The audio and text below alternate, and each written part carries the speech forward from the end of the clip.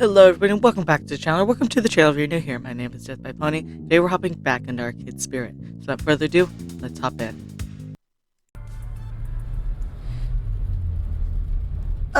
Gavin consulting a driving map on his phone led us out of the city via a series of weird turns and back roads. Trust me, this will save time in the long run. Where's Hamza set up this time? On site at some abandoned estate just outside of town. It's about to be torn down, but they found a trove of arcade games in the basement. Woohoo! So exciting, I love arcade raids. Arcade auctions. Raids! Auctions. You guys got an arcade to English dictionary I could borrow? Francine, without looking up from her knitting, answers. A raid is when a bunch of collectors get together and rescue games before they can be junked by the original owner. An auction is where someone sells off their arcade games one at a time to a crowd of active bidders. So, which one is this, a raid or an auction? It's both, dearie. Hamza, that sweet boy, buys up private collections before they can be thrown away. He rescues them from that terrible fate, then auctions off his find, sort of. Okay, now I'm fuzzy on the sort of part. I'm the newbie here, remember? Well, okay, so Hazma obviously auctioned off the game for cash money, but he's a very whimsical kind of guy. Once I saw him trade off a vintage burger time in exchange for someone's super secret chili recipe passed down through generations of family. In other words, he's just on the edge of being a loon. This would be a lot similar if it was just a raid. We pay up front, we declare what games we want, and cart them away. Instead, he ambushes us with these impromptu auctions and makes us come down there to entertain his whims. Wonderful. I think it's sweet. He wants to make sure the games go to good homes, to people who really want them, even if they can't pay. And really, we should be honored we got an invitation. He's trying to cut out the big franchise arcades like Deco's Palace, and he helps the little guys like us. It's inefficient and relies entirely on keeping on Hamza's good side. Huh? Gavin's right. This could be a lot simpler. Helping out the little guy sounds good here. How did you meet Hamza anyway? Hamza guy anyway. How did you meet him? So he's only invites select handpicked group to his auction. How do you end up in that select handpicked group?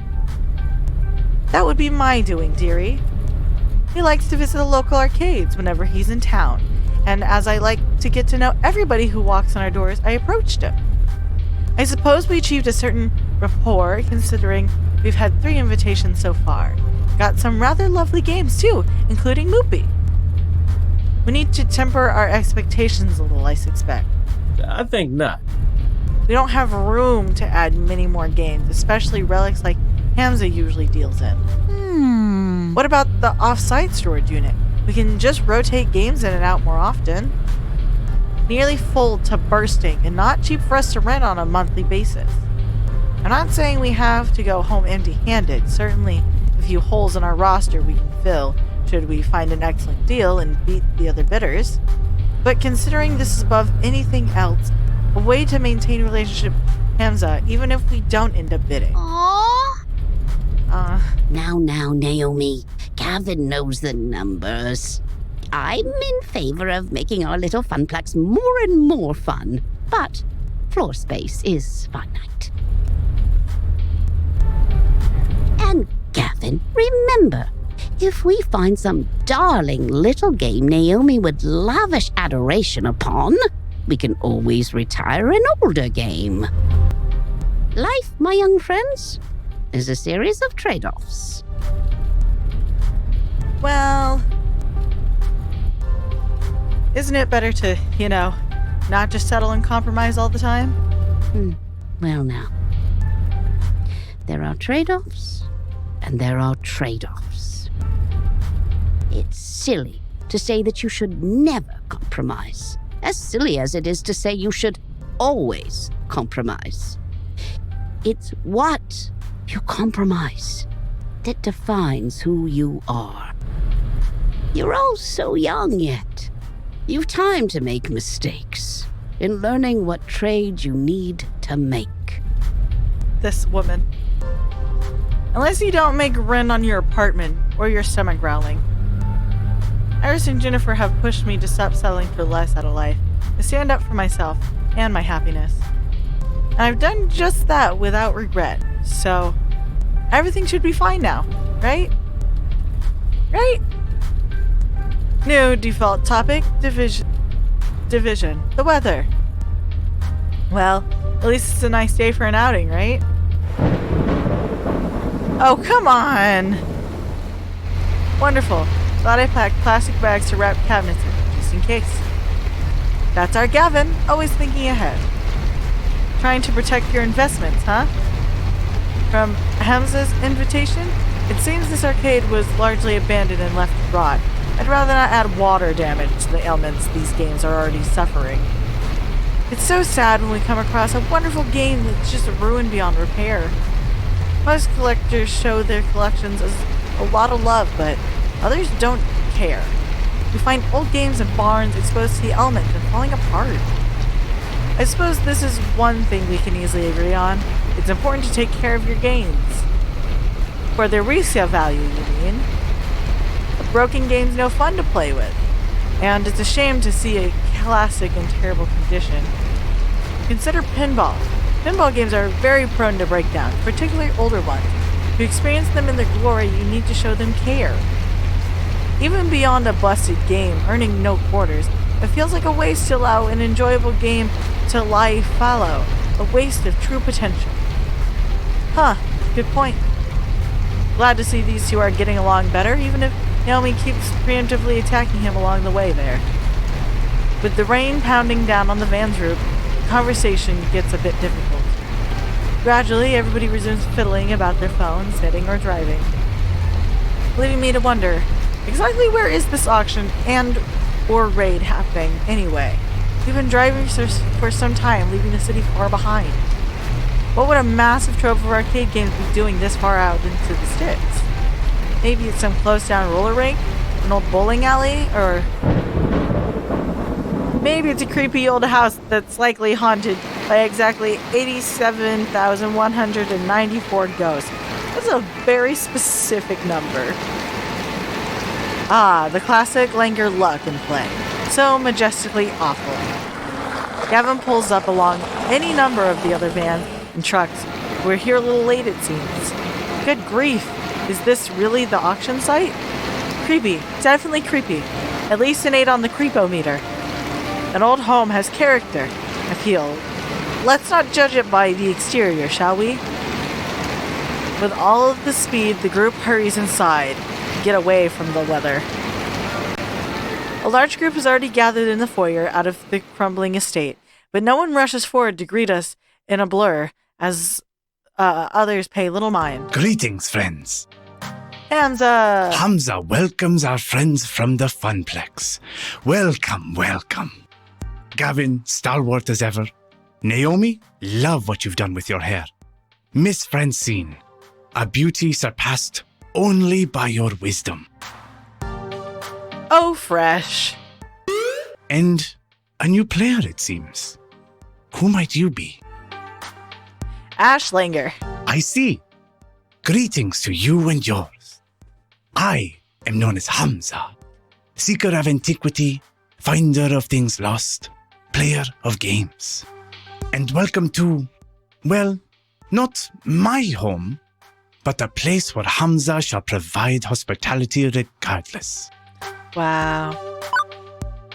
Kind of a dump, isn't it? Seeker of antiquity. 1980 is antique? Thank you for your gracious invitation. Let's try and be funny.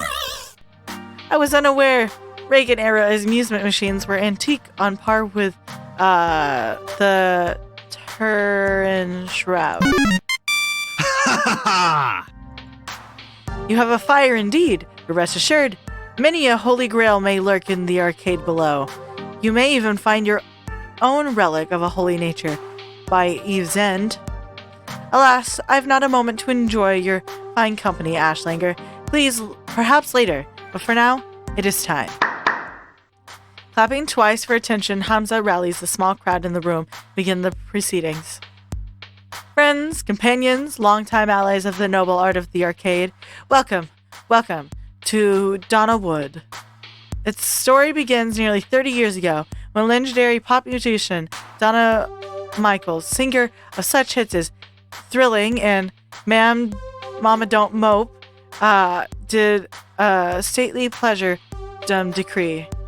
Here, the reclusive idol crafted a private amusement park, a petting zoo, and an arcade. Alas, she could only enjoy this paradise for a short 10 years before her tragic death. Needless to say, the estate has fallen on hard times ever since, and this year it shall be torn down to make way for condominiums. But not before we have our say. Friends, those games that Donna Michaels cherished still lurk one floor below, ready to be rescued from such a terrible fate. It is our moral imperative to do so. I have paid the estate owners a princely sum for the entire lot. Now, Hamza parcels them out to you. By all means, browse the collection. See which pieces sing out to you. On the far table, you shall find refreshments, grapes, sparkling wine, and delicacies from my travels. Mingle, cavort, and we shall begin the auction in 1 hour's time. Indeed, a lavishly arranged table that probably costs more than any single arcade game to put together is descended upon by the invitees of soon after. I feel like I'm attending some ancient Roman celebration of debauchery and gluttony, not an arcade raid, or an arcade auction, or whatever. Donna Michaels, I knew it! I should have recognized Donna Wood when we pulled in, but it was raining too hard. Who? You've never heard of Donna Michaels? She was the hottest musician active 1980X. Naomi, I was born in 1990X. I'm totally plugging my phone into the van stereo so we can blast Girls Just Want to Play Games all the way home. But first, I'm going to check out the cabinets in her arcade. I'm not really into mingling. Later. She dashes off with all speed, heading for the stairs leading below. Suppose I should go network a bit. Hamza's events always draw an interesting crowd of rival arcade owners. Heading for the foodstuffs, Gavin arranges himself a plate, so he has an excuse to hang around and eavesdrop on other collectors, leaving me to, do stuff. Now I see why Ashley was bored at these events. Gavin schmoozes, Naomi analyzes finds, and Francine's already napping in a chair. I've got nothing to do. Well, when in doubt, find someone who knows what they're doing, and stick to them like glue. Let's schmooze along Gavin. I already get my fill of arcade games on a daily basis, so no need to stare at wonder at dusty boxes. I'm curious about what's cooking up here with these other arcade owners. I seek out Gavin to watch and learn from the master. Gavin, armed with a small plate of delicacies, is hanging back for now and sizing up the competition. Wow, Gavin. Can't believe you. Gavin strikes me as the kind of person who just always thinks about business a little too much. A perfect moment for me to slide up and have a chat with him. So, any friends in attendance tonight? I'd hardly call anyone in this room a friend. Not even Hamza. You'd be better off not seeing them that way either. These are our colleagues. Somewhere between an ally and an enemy. A rival, perhaps. That's a bit of a cold way to look at it. It's practical. I can't afford to invest any real emotional currency in any of these people. Not when I have to look out after my own. Gavin! Naomi would argue he has a hard time investing any real emotional currency in his own people. But he's too focused on the crowd to get into that right now. While I'm friendly with plenty of folks, I do hesitate to declare pure friendship. It wouldn't be fair to the other person. How do you figure? Consider a true unfettered friendship. The kind with no conflicts of interest, no strings attached. It's difficult when you're in the same business together. If I'm friends with another arcade owner, I'm liable to make bad business decisions that help out my friend, and vice versa. I wouldn't want to burden them with that. Noble, I guess. Either I hurt my business and my fellow employees, which would be disastrous, or they hurt theirs to better support me and mine. It's messy. Better to be friendly than friends for all involved. Okay. What about workplace romances within a work unit, not with a rival? It had to be asked eventually, didn't it? Well, that's a little different. With a group, we're trying to strengthen each other and the group as a whole, so there's less of a conflict of interest. We all pull the same direction. It can still be messy, however. It's important to avoid conflicts of interest. Reasonable adults with strong awareness can sort through that mess, I would hope. Right, okay, good to know, for reasons. Now let's size up our rivals for the auction ahead. I do recognize a few. That one's the owner of the Pixel Palooza on the other side of town. He's amble and willing to make trades, but will happily take advantage of someone who doesn't know the true value of the game they're trading. She is a private collector with a basement full of retro cabinets. She's perfectly willing to overpay to get the games she seeks, meaning she'll probably snap up some of the best deals from Hamza, should Hamza allow it. She's... I can't say I've seen her at one of these events before. Might be a worthy figure, worth figuring out who she represents. Often arcades or collectors will send a proxy in their stead. As for him, he looks familiar, but I can't quite place the face. That's two people wearing sunglasses at night. The epitome of cool. Doubtful. Yes, well, the sport coat over the t-shirt looks somewhat negates that. I could swear I've seen him before, though. Gavin subtly snaps a photo of the man in the jacket before loading up. Wait a second. Facial recognition module, current camera roll, at latest picture. As you like, Mr. Cooper. He catches me staring in confusion. You have an Iris as well, yes? She's become a common assistant app, likely the free version with less features than my premium edition, but... Yeah, I guess I'm just used to Iris being my digital BFF, not someone else's. Don't forget Ash, Jennifer's my friend too. I have a lot of friends. Friends are great. Friends are fun. Your Iris actually calls you Ash, not Mr. Langer? Yeah, is that bad? I suppose it's just iffy on a piece of software acting too familiar. Anyway, judging from who represents and accounted for, I have a sincere doubt we'll be able to win any new games. Two of them have deep pockets and the other two are unknowns. Naomi will be disappointed undoubtedly, but that's probably for the best. That girl has a tendency to let fights of fancy overrule common sense. Which reminds me of my earlier thought about the disagreement those two had and continue to have. I know we've got rivals to deal with, but maybe it's a high time to ask about that. Letting it go again and again gets old, you know? Just gonna come right on and say it. What's up with the rivalry between you two anyway? Did Francine say you had to stop sacrificing the dreams for others, just keep the arcade open? Have you two always had trouble cooperating like this? Just plain and simple. You do have worked at the arcade a few years now, right? Seems a long time for you to be at odds with each other. Maybe I can help. Can't you find some common ground? Today could be a fine opportunity to try. We have common ground, the arcade itself. But I'm aware that I can be cold or distant.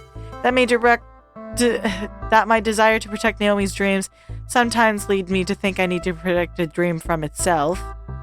Believe me, if we had the resources, I'd be happy to buy Naomi all the aging cathode ray tubes and joysticks she desires. Rather disappointing. I don't enjoy trying to bring her down to the hard reality we live in. I don't enjoy the hard reality we live in, for that matter. But the Funplex is very low tier as arcades go. Even some of the private collectors here have larger, more impressive arcades than we do. So until the day our fortune turns skywards, I'm afraid I need to play the villain for Naomi's sake. I care too much for her to do otherwise. Apologies. Better she hate me for what must be done than hate me for letting it fall apart. I can't say I want to be hated, but needs be when the devil drives. Until I can have filet mignon for lunch every day instead of pizza bagels, until my spiritually satisfying job becomes officially satisfying one. No, there's no point in harping on that, or on Junifer locking me out of a better job. This is the better job. It's up to me to make the most of it. Beep beep, Mr. Cooper. Facial analysis complete. Profile 108551 identified. Mr. Franco Sterling, buyer for Nostalgia Commodities, Inc. I think not. No, that's not right. I remember that face. He didn't work for a trading company. Think, Gavin. Think. Where did I see him before? Iris, did Mr. Sterling work for Putter's Green Mini Golf and Games before joining Nostalgia Commodities? Correct, sir. And who currently owns Nostalgia Commodities? Checking. Please wait. So, do we just stand here? Scan complete. Nostalgia Commodities is owned by Deco Palace LLC. Wait, what? I thought that... Before I can even finish the sentence, Franco Sterling splits away from his little mingling circle to come mingle with us. Gavin Cooper, long time no see. How's the strip mall? Still stripping? Oh, I don't like how he phrased that. Indeed. Very much so. When we first met, you were a fresh-faced recruit here. Now, not that there's much fresh face about the Funplex, eh? Come on, let me pour you a drink. We can talk old times. A drink would be ideal, thank you. So how's the wife? He rapidly taps out a short message before tucking the tablet under one arm and departing with Mr. Sterling in tow. Ash, you've got mail. Quickly, I unlocked the phone and loaded the Funplex's new Messages app. That one was my idea. Tell Hamza we have a spy. I'll distract Franco. A secret mission. I mean, not that this would end in a tense, white-knuckled shootout, but I still have to take the need for subtlety seriously. These are our rivals and colleagues. Risking a stink would do, right? I approached a small group chatting away with Hamza and the auction master. Not ideal, but it'll have to do. Hey, Deco Palace and a spy. Hamza, sir, can I have a word in private? So how well do you know Mr. Sterling? We're gonna try not to say anything in front of everybody. Hamza, sir, could I have a word in private? Please, Ashlinger, simply call me Hamza. Okay, Hamza, could I have a word in private? As you like. He led me just a short way away from the group. From across the room, Gavin offers me a brief nod of approval. Does something vex you, Ashlinger? You don't like to sell games to Deco Palace, right? Absolutely not. It would be an insult to the very nature of games to allow their industry-stamped brand of pseudo-fun to pilfer my holdings. Okay, see the guy in the sunglasses in the bad jacket? Franco Sterling? Yes, he works for a mini golf green just outside the city. Not anymore. Gavin's got proof he works for Deco. Deco Nami. Ooh. Hamza strides out of the middle of the room and claps his hands sharply for attention. Franco Sterling, you will present yourself to Hamza immediately. Something wrong, Hamza? Yes, Hamza's been a fool. He's not been diligent in determining friend from foe. This displeases Hamza. And you, Franco Sterling, are foe to all hardworking arcades and collectors. You work for Deco. Gavin Cooper has identified you as a minion of the advisory. Hey, hang on a second. What is my one rule, Franco Sterling? All sales are final? What is my other rule, Franco Sterling? Okay, look, I think you've got Mr. Deco all wrong. He's just a hardworking American businessman who You dare invoke the wrath of Hamza? would see the entire industry devolved into a series of children's casinos spitting out tickets at the pull of a slot machine lever. He has no love of games. The only thing he loves is green, and I'm not describing the terrible salad in his family's restaurant. Begone! Begone from Hamza's sight immediately. Franco Sterling. Sterling cast an angry look my way, and at Gavin, the one who fingered him. Well, thanks for screwing us both over, Gavin. Deco doesn't forgive those who mess with his business, or those who fail him. You could have left my name out of this, Hamza. And why? The others should know you have worked in their interests. None of us would wish to see a monopolistic tycoon consume the entire arcade industry. Deco Nami shall find no succor in the halls of Hamza. Gavin Cooper, Ashlinger, Hamza considered you as friends. Thank you for purging my gala of that foul influence. Funny, considering Gavin specifically said he didn't consider Hamza a friend. Well, that was coming back to bite him in the butt, it seems. I hope you enjoyed today's video, and if you did, remember to hit like. That way I know you're enjoying the videos I'm making. Remember to subscribe. That way YouTube brings you back here to see what's next. And I won't take up any more of your time. Have a good day, and I'll see y'all next time. Bye.